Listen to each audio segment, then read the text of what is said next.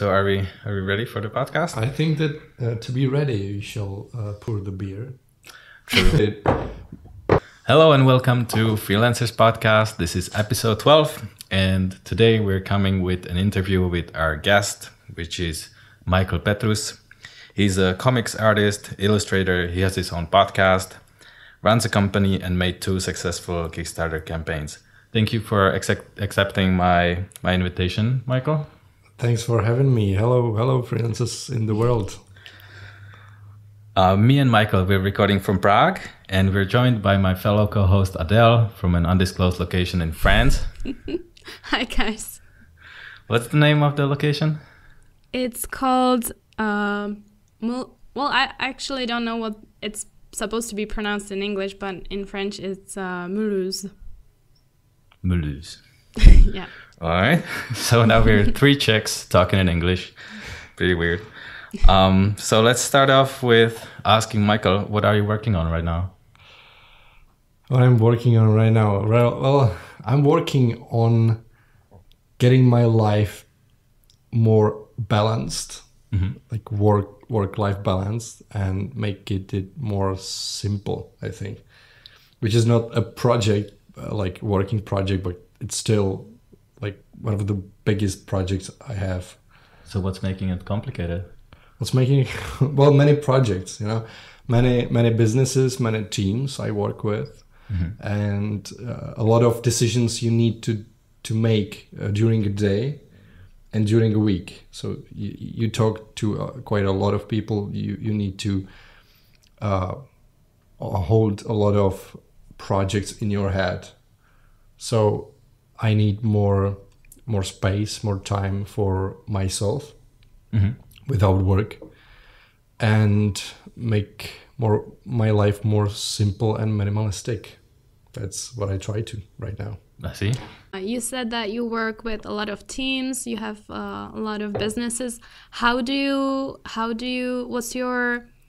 workflow? How do you keep everything in your head? Do you use a journal? Do you use what do you? Sure.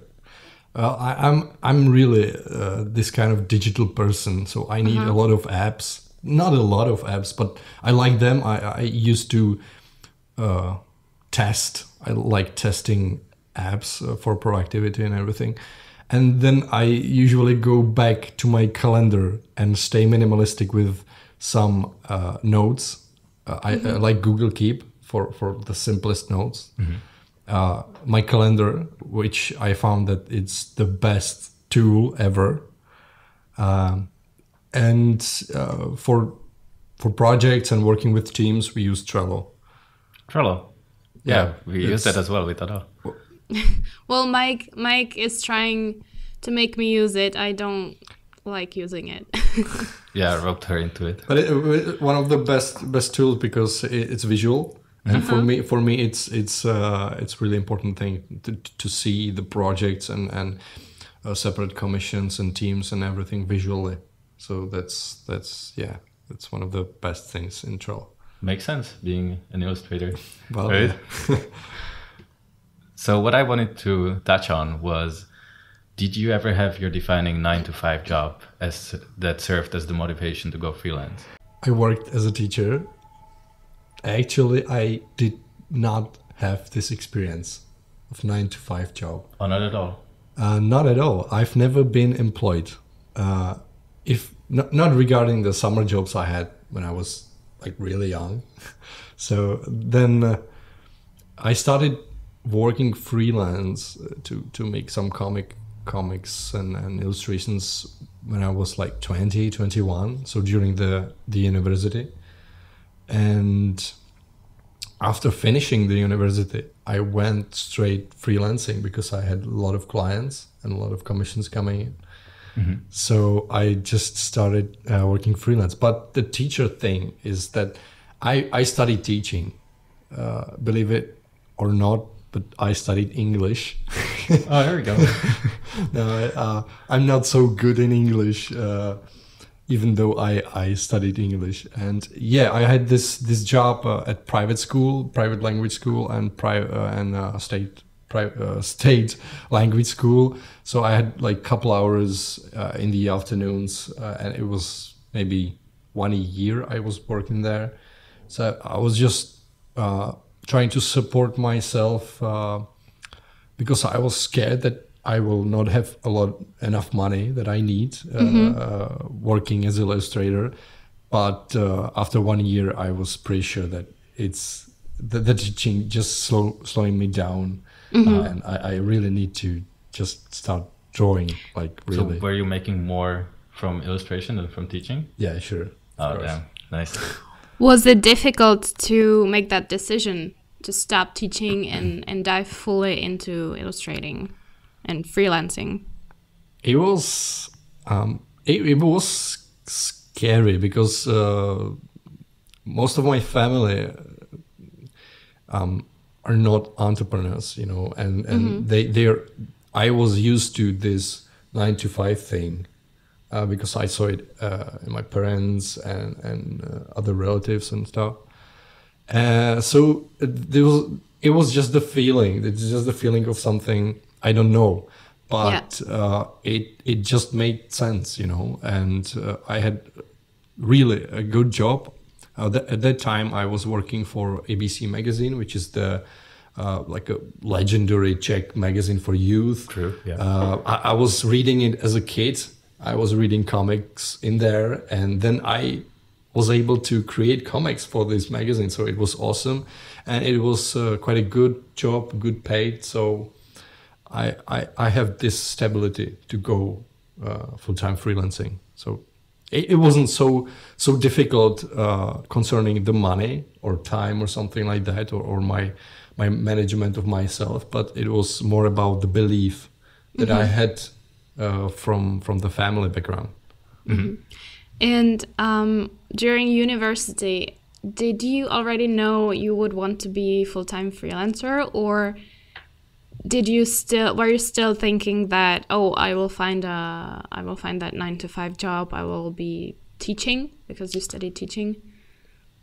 You know, during the university, it was the time that I found out that I really can make money being an illustrator. I just didn't know. I've never thought about it. I thought about this thing being an artist, and artists, and maybe again in our family, maybe this kind of belief that artists, it is difficult to make money as an artist. That you create an art, it's from inside you, your emotions and stuff, and topics that you wanna create, and then put it in the gallery and wait for people to buy it. And it's really extremely difficult to do this in this way. But making stuff for clients, for solving their problems, it was something I just didn't think about before. So it was great that I found on Google these inquiries, and it was great. So what was the question? Sorry.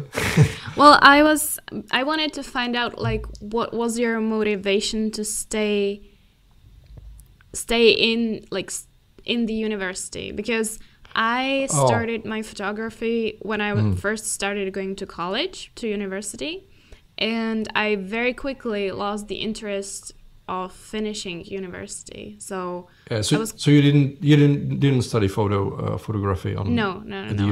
I studied French. Yeah. Well, maybe it's again the beliefs from family and from being raised in a certain way, and I believe that to have the title, have the diploma from the university is like the base, just starting point, you know. So I really wanted to finish the school, and it was for me it was difficult because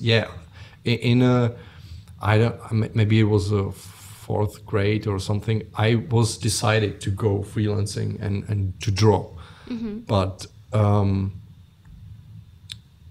this feeling not having something finished, a lot of time invested in there, a I had some supporting from my family financially to finish the school, and I wanted to kind of repay it also in getting the title. So it's more about really like my mind and thoughts and family and all the stuff. It wasn't about the fear going freelance. That was also something I was trying to instill in Adele, is that like I don't think getting the degree is that necessary. When I was looking for a job in Mexico, they asked me, have you finished the university? And I said yes, but I would say yes even if I didn't, right? So I don't think it would make such a big difference. But I agree. Finishing what you started, I think, is a really important skill. And even though it might not be as helpful as you would have hoped, it's still useful to finish it because it's probably the biggest project you've had so far. Yeah, probably. Yeah, and I agree. That was about this. Yeah, exactly. And I also think that you don't need a degree, especially in creative field. Nobody cares about your degree. Everybody cares about your portfolio and about how good collaborator you are. True. Yeah, that's true.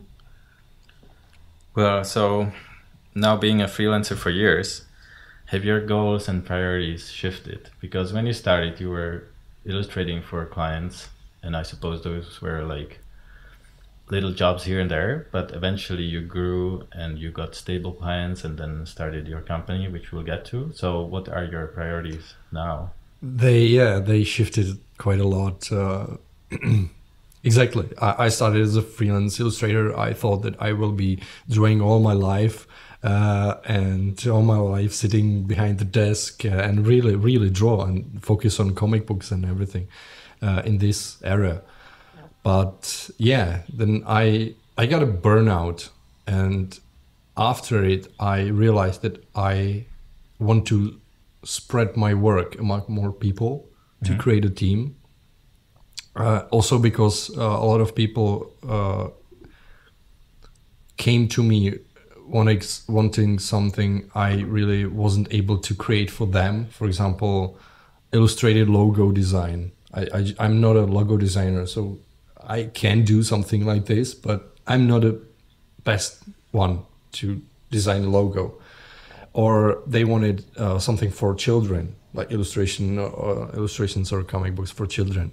And if you see my work from like 8 years back, it was really a gloomy, dark, psycho thing. And I wasn't able to do this. So I wanted more people with different styles, different attitudes, maybe to serve all these clients. So then I started to create my own team. It was the illustration studio, which was just a group of freelancers under my management, I would say.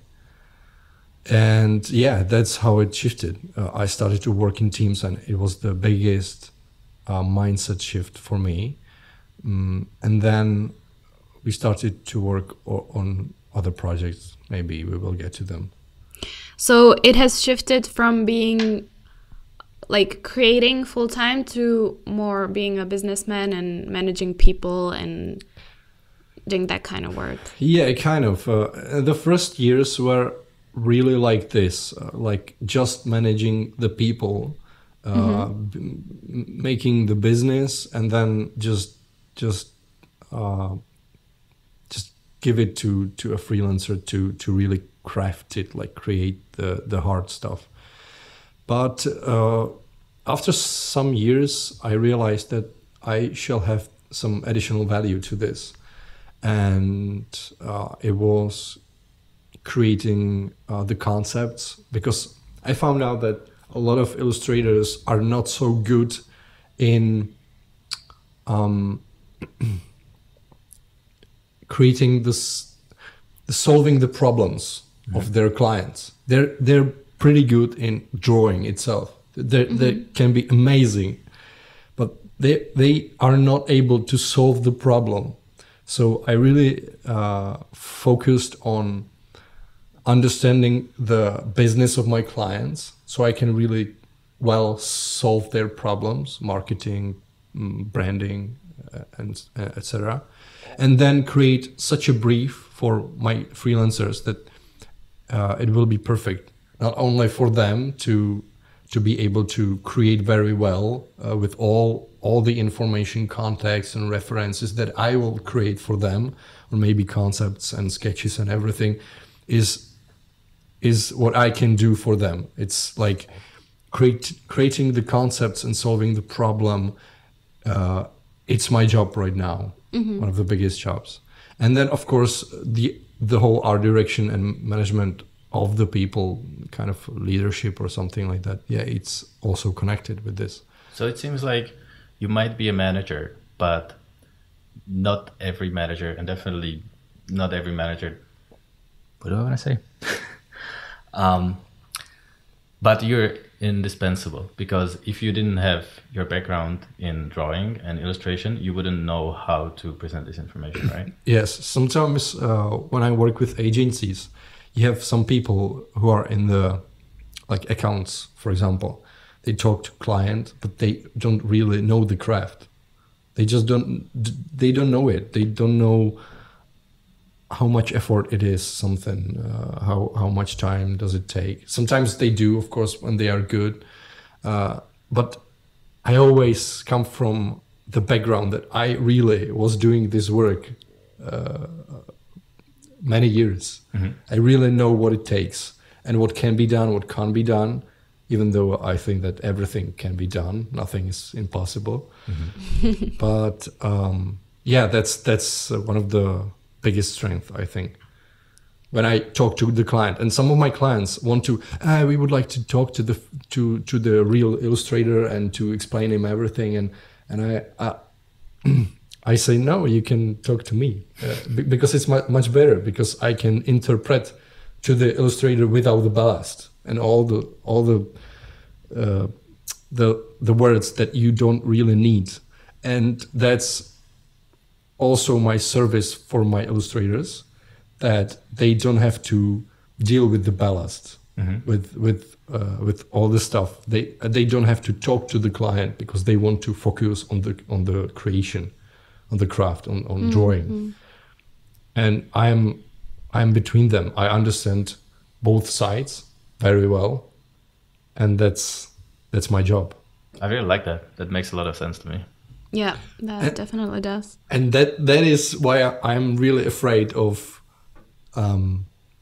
moving from this studio, so somebody can somehow do the work that I do right now, because I need to focus on different projects that will be probably more current in the near future. And I'm really, really afraid how I can teach Your successor? Yeah, like this, because it's in this I am a perfectionist.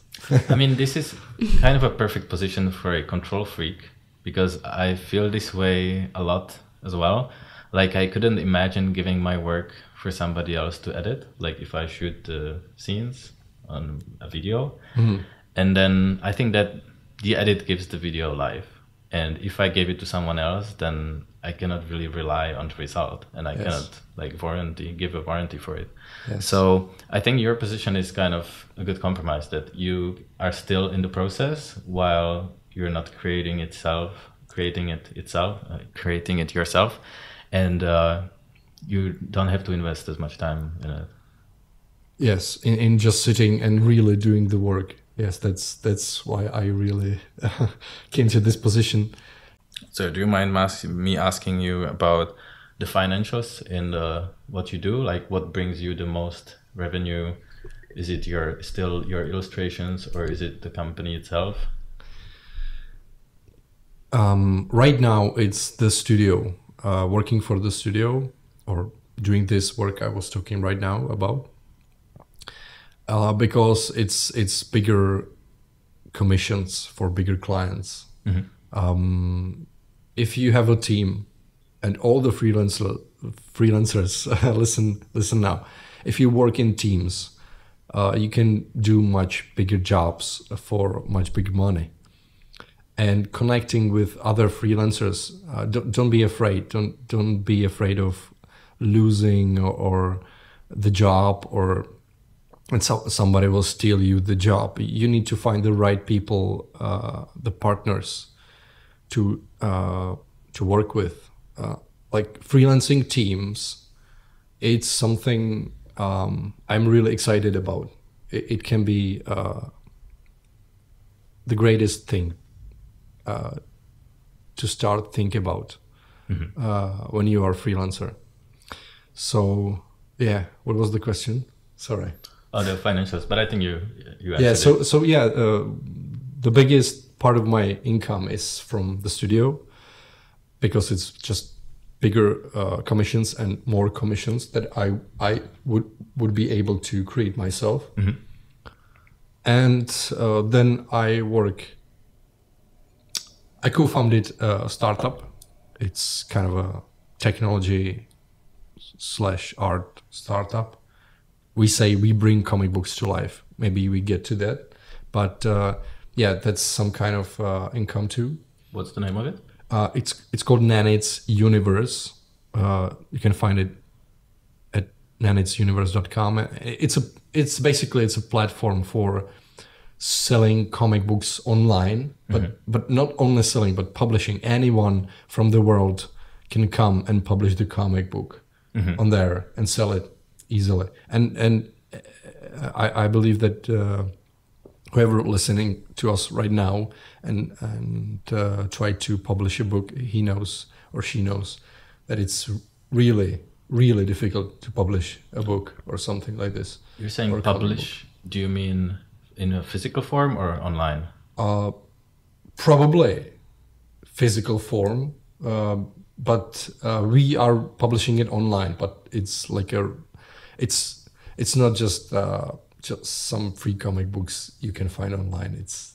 It's much bigger thing. And the platform is one thing, but the second thing is, digital comic books are sold around the world on different platforms. Not really that you can just come and publish it for your own price easily, but we have this really different and we say revolutionary way of reading comic books in digital form. So we don't have pages, it's just scrollable because it makes sense. Nobody wants to flip the pages on their mobile devices or tablets and stuff. We also have this music layer. It's really a soundtrack. It's intelligent, so it behaves according to what is happening in the scenes. When there is action music, there's action. When there is an action scene, there is action music. When there is romantic scene, you have a romantic music and stuff. Oh, I like that. Yeah. And there are some visual effects, and you can change languages, so you can publish in different languages. And it's just this startup. So I co-founded it several years ago, and now we are trying to make some business in San Francisco in Silicon Valley with that. And it still needs a lot of work and a lot of development. Then to finish the question about the finances, and then I have a few my own illustration jobs ongoing. So for example, right now I work for a Swedish guy who writes a rock opera. And I just create visuals for him, just illustrations like a mood board base illustrations for the actors and scenes and all this thing in the play. And it's really dark and rock and psycho and really reflects my work when I was like 29. I'm surprised by the amount of diversity in your work. Like, I was thinking that you just illustrate comics most of the time, but it seems like even within comics, there's still a lot of diversity to be found. It can be, of course. Actually, right now, I'm not so focused on comic books as I used to be. Of course, I have this startup, which is just comic book industry. I have this illustration studio. We do a lot of comic books or comics for different purposes. Can be commercial or educational or just entertainment. But in my own art right now, I am more focused on illustration, but it's a kind of comic style illustration. But I'm still having fun creating or thinking about some my personal projects in comics. So it will come. It will come again. Nice. All right. Well, now we can go to my favorite topic of yours, which is your podcast. It's called Kreatywni Kreatury. It's in Czech. And you're co-hosting it with Tomáš Sobel, which is both my and Adele's favorite podcaster. He's great. In this country, at least. Yeah. So how did you guys met? I stumbled upon his podcast. And of course, I was surprised about the quality of sound he had and I still think, and a lot of people say that it's the best sound in podcasts in the Czech Republic. Yeah, the production value is really high.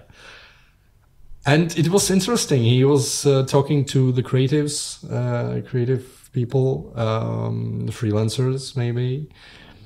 And I was thinking about this idea of working with competition.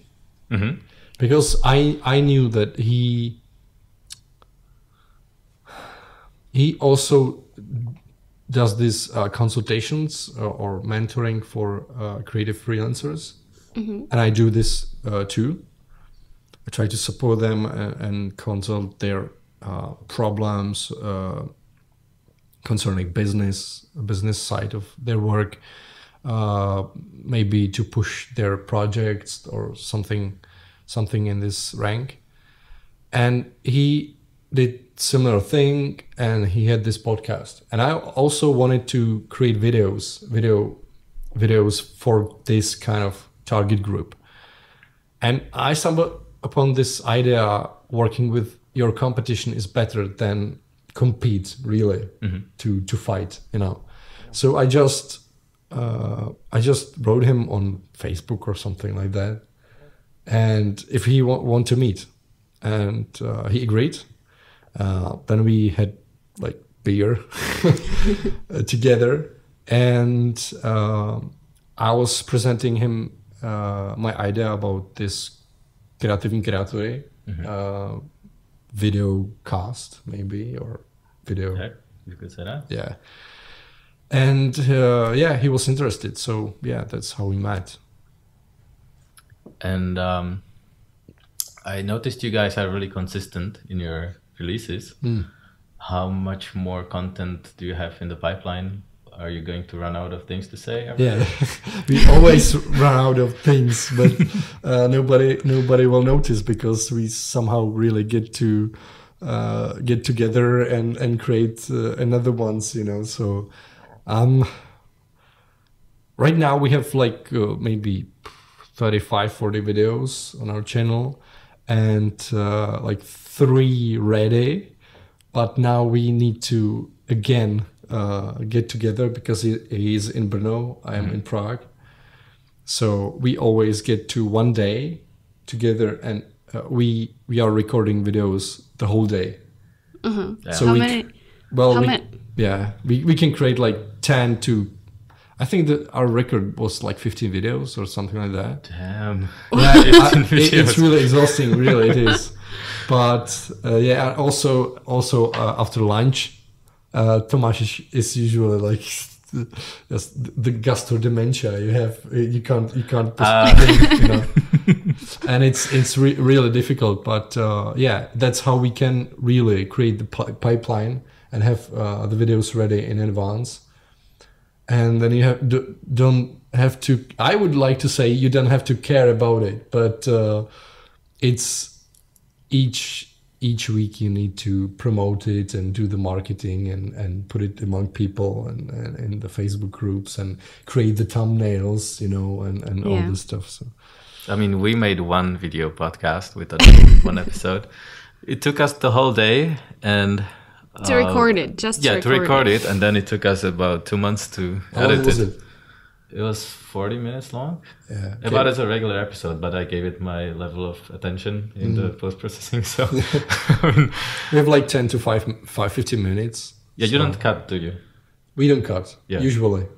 But yeah, it's more natural for us to do it like this. But we were thinking, we tried a stream once, and it was really successful. We have quite a lot of people in their life. Oh, I think I've seen that, actually. And a lot of people had like really great feedback on the stream. So we thought we might go streaming more than recording the regular episodes. And maybe then cut the best of the stream, like the really good parts that can be useful for people, and try to work for some time like this. But sorry. How long was the stream for? It was really long. It was maybe two and a half an hour, I think. We thought it will be like an hour or something, maybe nobody will come. And then there were quite a lot of people, and there were all the time they were interacting with us and asking things. So yeah, maybe almost 3 hours. I really don't remember. It was late night.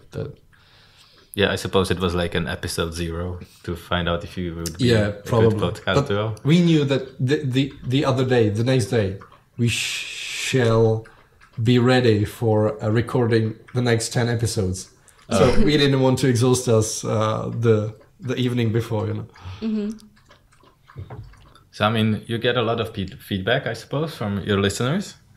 What are the biggest mistakes that people make, either from what you've heard or from like what you talk about on the podcast? What would be your most common advice to freelancers? Our most common advice? Build a good portfolio and set a good price.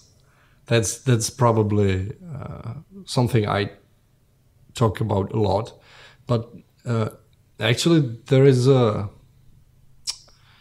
are quite a lot of topics that we cover. It's about productivity of work, effectivity, how you manage your time and etc. And what, for example, what apps a creative can use to support his work. We talk about creative process.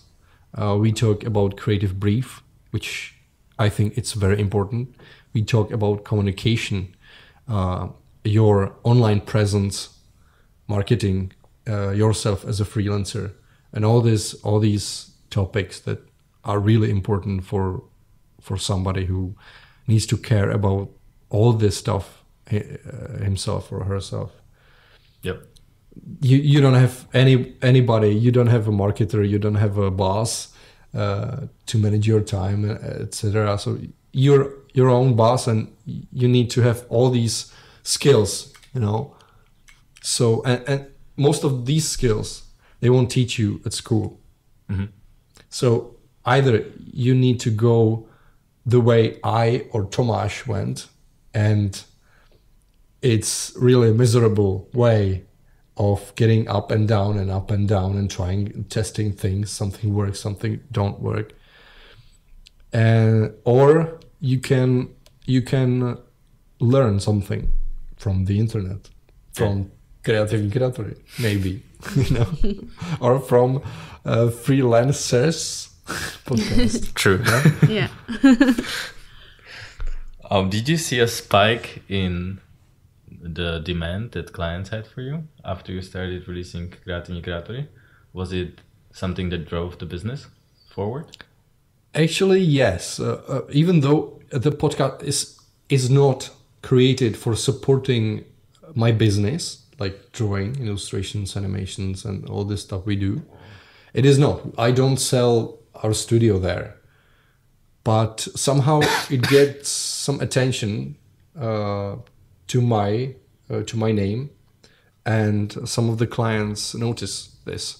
And also, if they even go so deep that they listen to some of it, they can see that I really admire these values as like really holding the deadlines and be good in communication, which I think is one of the most important things you can do. These two, and then they come and they want some work from me. So it's surprising, kind of, because as I say, I don't push the studio, I don't push my work in the podcast, but still, they can notice this. So maybe I would go to the topic of communication and deadlines, because I think it's really extremely important. It's maybe, as you were asking about what I recommend. Maintaining the relationship with your clients to get more work, to be more stable, to have stable clients. From my experience, for most of the clients, it's more valuable to hold the deadlines, to deliver, and to be a good communicator if anything goes wrong, if creating the creative brief, like what you really need to do for your client to solve his problem, creatively solve his business problem. So this is more important than to be a top quality freelancer in the craft, for example. Mm-hmm. So some people can draw like hell, like I don't know, like gods. But if they can't draw it till the deadline, so it's wasted. It's like useless, you know. Mm-hmm. Mm-hmm. And if they can draw really beautiful things, but they cannot draw it that way that solves the for example, marketing problem for the client to sell his product or to bring more attention to his brand or something like that. So if they can't solve this, it's useless too. So these things, which I believe they can be applied to all the freelancers, mm-hmm. keeping the deadlines and be a really good communicator, and it's one of the most important things. Well, that brings me to Neil Gaiman's talk that I heard or seen recently. Maybe I've talked about it on the podcast, but he says that there are 3 important qualities that a freelancer or an independent worker can have. One is meeting the deadlines, the other one is being really good, and the third one is being pleasant to work with. But 2 of them will do. So if you don't make the deadline, but at least your work is high quality and you're pleasant to work with, you're kind of fine. The same way, if like the work is lacking in some ways, but you're on time and you're pleasant to work with, that's fine as well. And you're kind of affirming it here that probably you would say that the deadlines are the most important, right? Yeah, probably. But without the communication, it still doesn't work or doesn't have to work, But Neil Gaiman also created several really good comic books. So I did. He's a good guy. Believe him.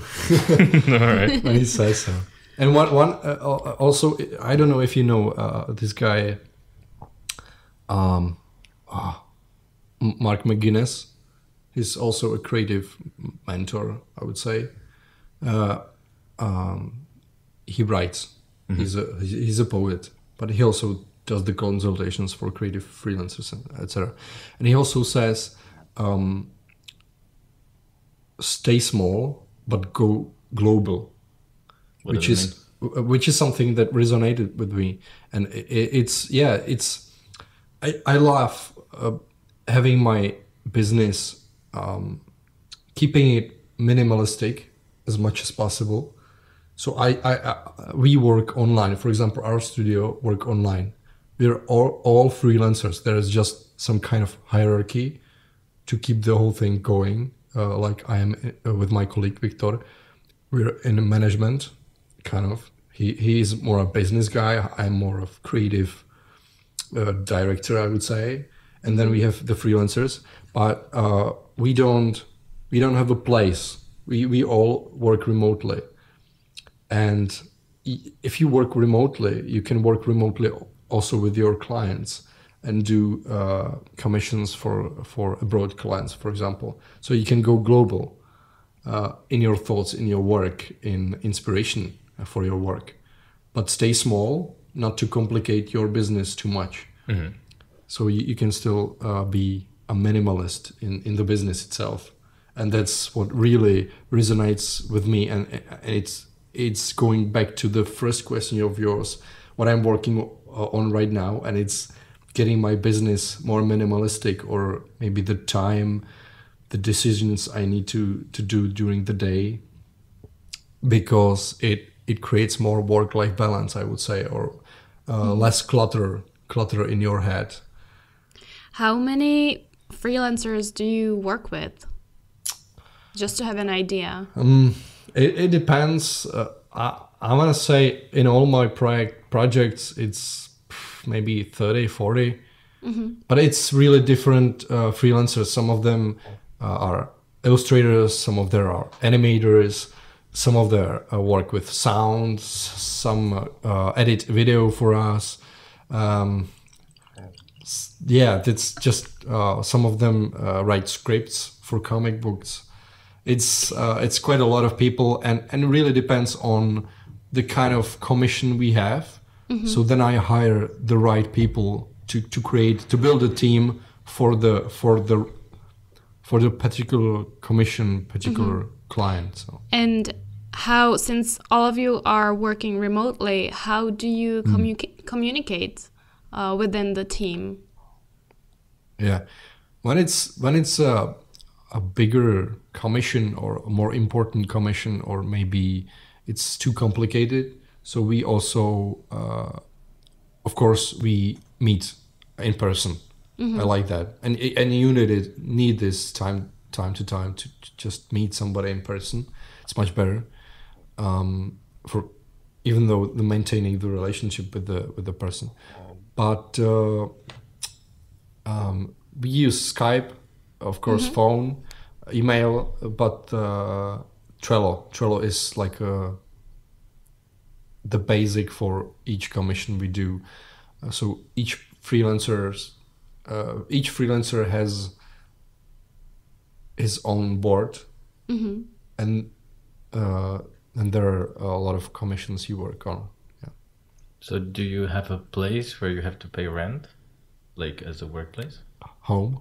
Oh, at home? Okay. No, for the startup, the Nanits Universe. So we share like a small working place with developers, website developers.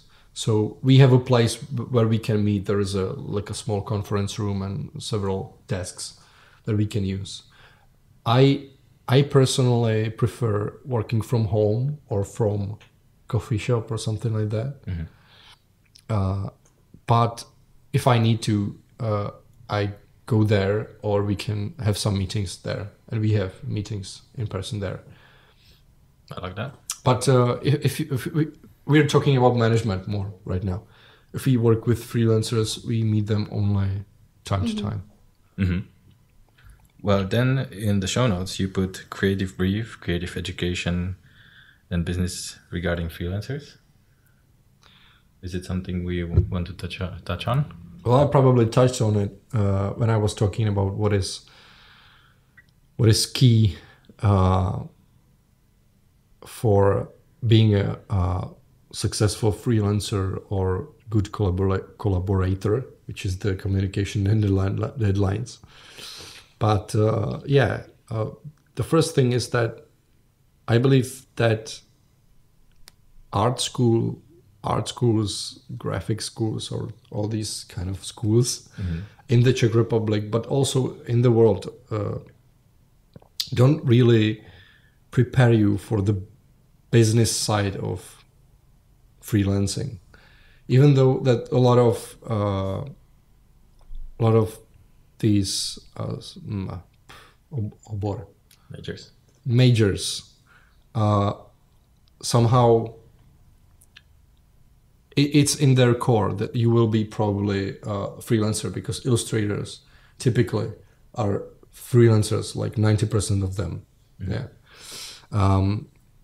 And the schools usually prepare you very well for the craft, that you are really good technically, you can understand it, you can talk about it, about what you do, about the art and stuff. They can teach you creative thinking or something like this, but they don't teach you how to set your price, for example, or how to communicate the project with your client. So they just don't have these subjects. And yeah, then you need these educational platforms or these YouTube channels or podcast channels you can follow. And it's really important to grow and to work on yourself and to educate yourself all life. So it was one of the things I wanted to say. And the creative brief, sometimes I feel like a lot of people just don't use it. And maybe, do you use creative brief when you work, like with your clients? Meaning the client would brief me on what they want and I would ask specific questions? Yeah, probably. Yeah. It works like this. Client brief you. Usually, my experience is that client come and he doesn't have to really understand my field, my area, the creative thing or illustration or animation. He just doesn't understand, but he knows that he needs something for his marketing. He needs something like this. So he tells me what is his problem, and I need to think how I will solve it. And to solve it, I need to ask him really good questions, really precise questions, and have a lot of empathy for him, for what is he saying. Also, in this part, it's important to work with language and words, because if a client comes and says he needs, for example, the illustrations to be cool, what is it to be cool? Right. You know, yeah. He wants to have a premium feeling. What is premium feeling? Like, is it Apple that it's just white and minimalistic, or is it something like Lexus with gold and you know, different stuff? It can be premium, both of it. So you need to somehow work on the language to agree on terms, on the words you use, and it's really important to understand what is the vision of the client, or what he really needs. And if you have all these things and you ask the right questions, you need to summarize it in text and let it approve the text. Mm-hmm. This is what I heard. Is it something you really said? This is my interpretation. You want to add something or something like that. And after that, you can start working on the project. And if you do this, you can prevent a scope of work. Mm-hmm. You can prevent iterations and like repeating corrections and edits and etc. Because if the creative brief is really good, then you don't have to think about that you understood something wrong. Or... Yeah, that actually happened with my latest video. And talking about the deadlines, I will have to come home and finish it today, because I said I'll do it over the weekend. Oh, for you. So I guess I'm not going to bed today. But what happened was that after the shooting was done and I sent them the first edit, they asked me whether I can put a scene of this one thing over there. Like there was this... they wanted to have this certain person in the video, but I didn't shoot the person, right? Yeah. And I mean, you could say it's the client's fault, but obviously it's my fault because I didn't get the information ahead of time, and I should have. So I'm probably going to have to edit around it and figure it out some other way. But if I asked the right questions, this wouldn't have happened. For example, you have this experience. So if you have the creative brief or a set of questions, you always ask your clients when you are talking about the project with them at the beginning. So now you have this experience, so you can have this one more question. Do you need somebody in the video that really needs to be in the video? Right. Do we need to shoot some of your guy's face or something like that? Is it necessary? So you have one more question to add. And this is how you really develop your creative brief. It's questions you ask in each commission, basically. Mm-hmm. Yeah, and also in creative brief there shall be some mood board. So it's a set of reference pictures or visuals. For us, it's kind of or style of the illustrations, colors. That we will use, fonts, we will use the mood, the overall stylization, right? Mm-hmm. So I believe that you can do several things with videos to shoot to your clients some links with videos that they are in a certain way edited, right? Mm-hmm. Definitely. Yeah, you learn by iteration, I guess. Yeah. I call this when I have a wedding client, because I'm mostly wedding photographer. I always have these client meetings beforehand with the bride and sometimes also with the groom.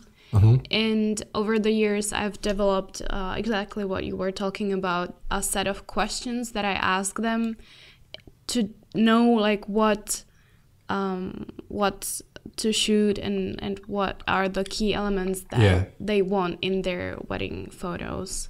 Yes, and it's useful to have this questionnaire kind of because you don't forget about some key questions if you come not prepared or without the list of questions. So it's really good to have a process for this. Mm-hmm. Like really have a process from the first email to have the process. What is the first email from you, which is the as much as simple and at the same time giving as much as information the client really needs in this phase, and then go what are the next steps, how you really work, how are the conditions of your work, to have the creative brief ready, to have the templates for mood boards or the links that you can send for different styles of the video ready, so you don't have to deal with it all the time, every time.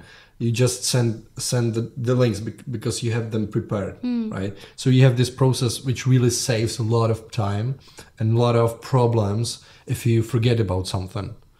And you also, at the same time, you are preventing to go wrong direction, because everything you talk about with the client is ready according to your previous experience, and you really set like the boundaries for the creative project, so you can't go over the boundaries, over the borders, right? So you go just in this one focused way towards the goal. Yeah, that's really good. I'll make a mental note and I'll come back on the podcast telling you about what changes did I make. Is there something you want to add at all? Nope. Okay. Then we can head straight to Kickstarter. So that's one of the last topics we have. And I wanted to ask you about your campaigns, because I've seen you have had 2 campaigns on Kickstarter. What did you learn from it? How was the process? What were the pitfalls? And how do you rate it when you look back at it? Okay, so both of them, they were different campaigns, really, even though they were on Kickstarter and they were on comics. Mm-hmm. The first one was Kickstarter to publish my own graphic novel, like a 100-page long comic book. What is it called? Graphic novel. Yeah, what's the name? Oh, yeah, the name. On the Coast of Dreams, which is a kind of fantasy thing. Father whose daughter is in coma, and he goes into the world of dreams to save her from there. That's not bad at all. Well, read it, and then you can tell if it is or it's not. It's kind of related to an idea I have for a movie script. So yeah, I like it this way. Yeah, I was thinking about that as well. Okay, and so when I was at the university, I this should have been my diploma work, to find a comic book and to from a text or like literature form to convert it into the comics.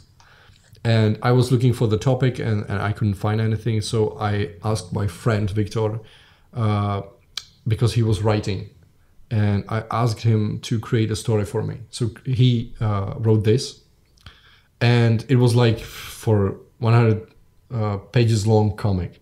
But I knew that I can't do this for a diploma work, so I did like 35 pages of it.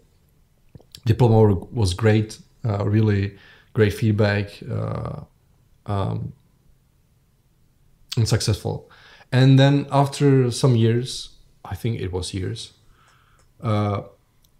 we thought, hey, let's get it among more people. The story is good, we like it, so get it among more people.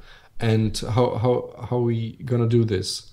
So let's create a campaign, crowdfunding, and let's not be focused only on Czech people. Let's go global. You know? Okay. That was maybe the problem, one of the problems. So we wanted to prolong the comics to make it in its full form in 100 pages. And we created this campaign, we put it on Kickstarter, and then we got this big slap from the Kickstarter back into our faces. Because we found out that we created a campaign with all the previews and everything was described, and we created some videos for it, and it's crazy. I can't watch those videos again because it's you were young and dumb, and you know. And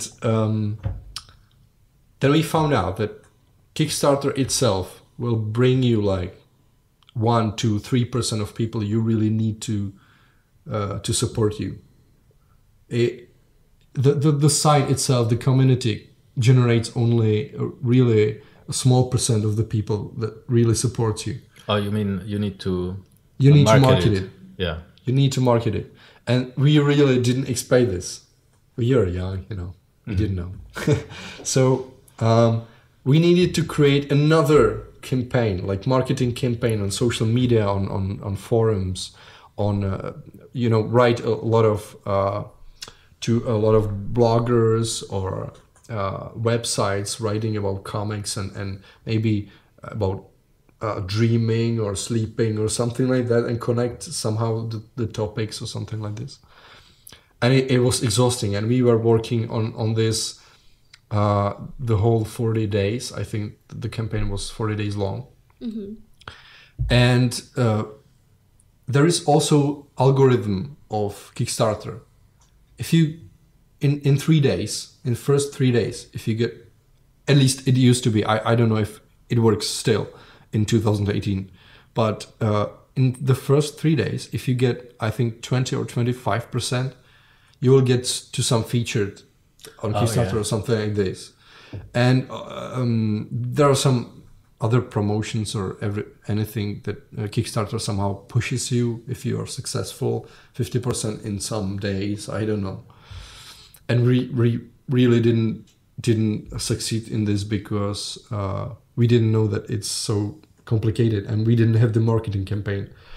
So sometimes you need to market your Kickstarter campaign, maybe to push some money into the campaign to get the money, which is crazy. It's bizarre, but it works this way, right? But in the end, it was successful. We got the money from the people, and then that was the biggest fail because I estimated the work for like 6 months of work, but I did it. I was working on like 2 years. It was crazy. But was it just translating the comics? No, it was. We had the 35 pages of the comic, Oh, okay. but we needed the whole 100 pages, which was the graphic novel like promoted on the Kickstarter. And I really underestimated the time and energy I can give it to it, because I needed to somehow earn money for food, living, and working on the comic in the evenings. It was 2 years of crazy work, and the last month were like 16 hours a day working. Damn. It was crazy, and I had a burnout from that. But yeah, it worked. And the second campaign, it was just about the startup, and I really wasn't so much involved in the campaign, but it was successful too. This time it was more about marketing the project, or get the awareness of the project among some people. Mm-hmm. So it was more about the money, because the project was supported by investors, so we had the money. Of course, I think we raised like $80,000 or something like that. Yeah, you raised a lot on the second one. Yeah, but still, it wasn't like a lot of money in this project, because it really eats a lot of resources. Adele? Are you going to ask a question?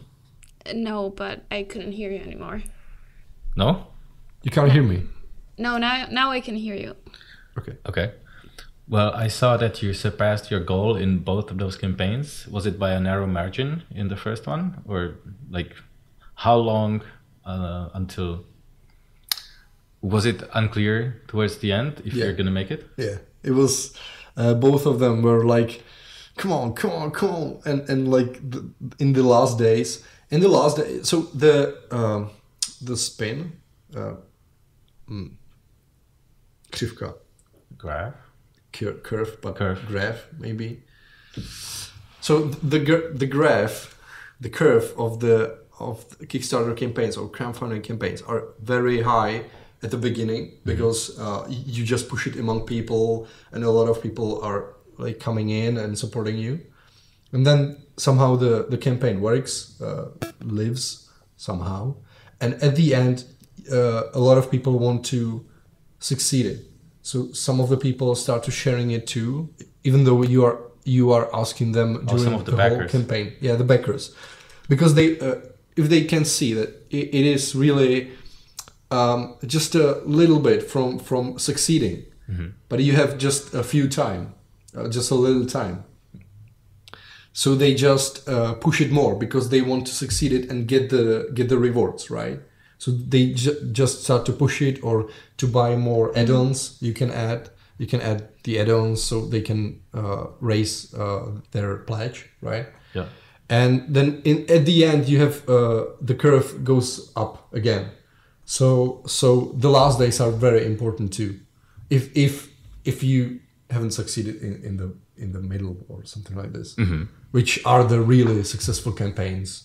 But in the first days, you just have it, and then you're just earning more money.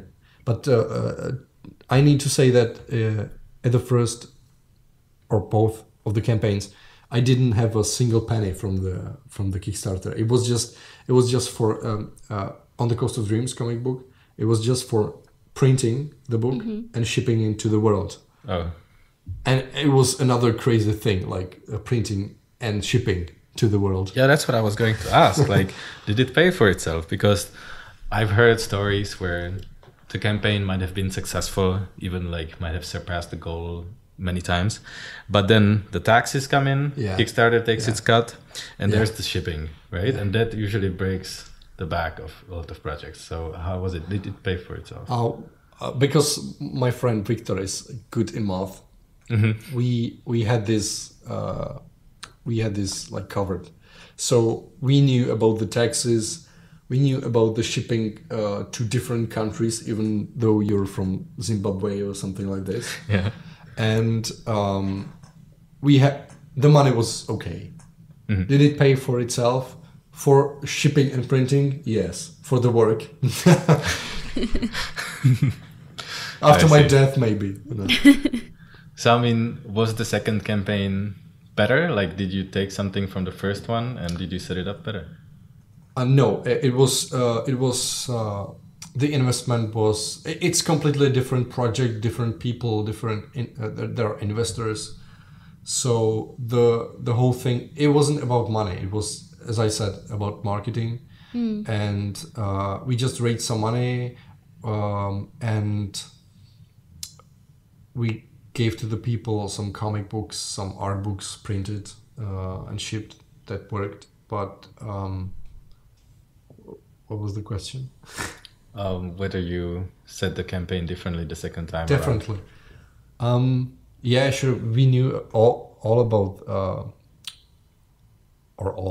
we knew more about PR. So we had a PR colleague, and she has a lot of contacts and experience with PR, and it's really, really, really crucial if you want to succeed to have the right people who are willing to share the idea, the information on social media or blogs or websites that are for those communities crucial. Mm-hmm. So marketing is everything. I see. Well, I was thinking about going on Kickstarter as well, but I would need to learn a lot more about it. Do you need Kickstarter, or you can have some Czech platform? I can do both, I guess. Because Kickstarter just doesn't help you at all. Mm-hmm. But Czech platforms, because there is not so many projects, and they want them to succeed really, really hard. Kickstarter really doesn't care. They had like thousands of projects. Mm-hmm. But the Czech platforms, there are people to help you with the preparation of the campaign and also with the spreading the word. So you mean hit and start to watch, right? Yeah. Okay. So it might be, if you're targeting the Czech people, so then it might be maybe better to think about this and maybe then go global. I don't know. Yeah, I want to campaign. shoot a short film. So short film. Mm-hmm. I was thinking it would cover the... Hey, if you will have a good marketing campaign of the project, you can go global, right? Why not? Yeah, I mean, that's probably the biggest F. And I think that for people, the backers, it's very important to have a strong name in the team. Like somebody who really has something in his portfolio that was really good or famous, or at least the experiences, so the people really trust in the work, in the project. Mm-hmm. Okay, well, I'll have to get educated on this topic, and I guess hire a PR person. It's easy just to know the right people, just find the right people. You don't have to hire. All right. So do you have any future plans? Is there another Kickstarter coming? No, I don't want any other Kickstarter campaign right now. Maybe in the future, but no. Future plans. I have so many things I really want to do. I can't finish them till my death. It's just it's so many ideas I have. I want to work on it and improving my studio. Mm-hmm. I probably will need to get in the startup project with comics more because it might be getting bigger. Right now it's still like a small startup, but we need to go bigger to really succeed. Mm-hmm. So I will be probably part of it more. And I would love to draw again more, because I stopped drawing. Several years I wasn't drawing. I was just managing people, And then I found out during the creating Creative in Creatore and talking about the topics and talking about, for example, personal projects and how they are really crucial for your motivation to stay in the work, not to get burnout from the client work, commercial work, and also to be more creative, because I started to be focused more on people and leadership and management and business. And I was illustrator, and I still feel to be an illustrator and comic artist in the essence, in the inside, So I got this iPad Pro, which is the new one? Awesome thing. Yeah, the new one. Well, not the 2 weeks or 1 week old. Yeah. But iPad Pro with the pencil, and I can go to the cafe or restaurant to have a beer and just draw somewhere else than behind the desk where I do all the management stuff. So I just change the location, yeah, and I can enjoy my coffee and draw. And it's so good. It's so good. I need to draw more. And yeah, that's one of the things. People shouldn't pay attention to your personal projects and projects you really love to do, and create your own if you don't have any. It's really important for the motivation, especially when you go through the years in the job, in your field. You start to lack your own art maybe, and your own creation, the thing why you really stepped into this field, into this work. Like, for example, graphic designers or illustrators, they all love to draw, right? And that's why they started to do graphic or something like this. And if you stop doing this, it's you're going to die. Yeah. You're going to die. There's a burnout coming, right? Yeah. Yeah. So I'm getting back to drawing, and I installed Procreate, which is an awesome app for drawing. And I'm installing new brushes and trying new things, and I also started to take some commissions, little ones, or those I really believe in, or just I know that it will be pleasure to work on them. So yeah, it's a really big change for me. I know it doesn't sound. You're talking to an illustrator, so you don't suppose that this is the problem. But the last years I was really more like a creative manager, and I want to be illustrator. So I'm just looking for the right balance between these two things, because I know I am a good creative manager, I would say, or art director, or creative director, how you really want to name it. But I also need to draw. Well, it's official. You said it here. so we have future plans. Kickstarter campaign coming. All right. So where can people find you? Just check out my website. It's michaelpetrus.com.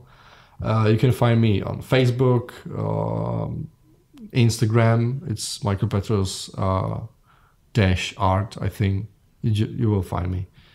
And yeah, other social media and stuff, you will find me. YouTube and everywhere. I'm everywhere. I'll put the links in the show notes. All right. So thank you very much for coming. Those were all our questions. And it was a pleasure to have you on. Great. Thank you. Thanks for having me. And yeah, that's it. I would like to add some clever thing at the end. Yeah. I don't know how to say it in Czech. It was my fuck up claim. Do you remember neposrat? Oh. #neposrat se. It doesn't work. It doesn't work here. But maybe I shall add something clever. So there was one more thing we wanted to say, Michael. Talk to you next time. Once again. Cože? Talk to you next time. You said Nate time. Oh, really? Okay. So there was one more thing we wanted to say, Michael. Talk to you next time. No, I can't say the last word in the whole 2 hours. Talk to you next time. That was good. Awesome. All right.